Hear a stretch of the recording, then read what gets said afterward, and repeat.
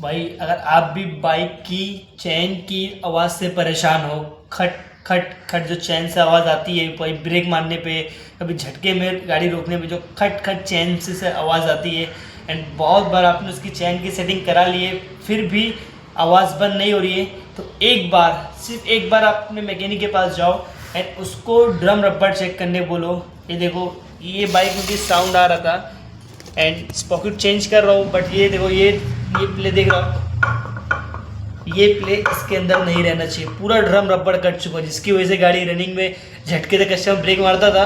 ये देखो, ये पूरा साउंड कर रहा है एक ड्रम रबड़ की वजह से। एंड ड्रम रबड़ की कंडीशन देखो क्या हालत हो गई इसकी, पूरा रबड़ तोड़ के दो कैसा हो गया। एंड रबड़ रहता ऐसा है, इस तरह से रबड़ रहता है एंड उसकी कंडीशन देखो क्या हो गई है। तो इसलिए अभी रबड़ चेंज कर दूंगा मैं, प्रॉब्लम सॉल्व हो जाएगी। लेकिन आपकी भी अगर चेन में आवाज़ आ रही बाइक से चेन की, तो एक बार मैकेनिक के पास जाके उसका ड्रम रबड़ चेक कराओ। मोस्टली 90% उसका ड्रम रबड़ ख़राब होएगा, उसको चेंज करा दो, आपकी प्रॉब्लम सॉल्व हो जाएगी। एंड शेयर करो अपने उन दोस्तों को जो बाइक की चेन की साउंड से परेशान है।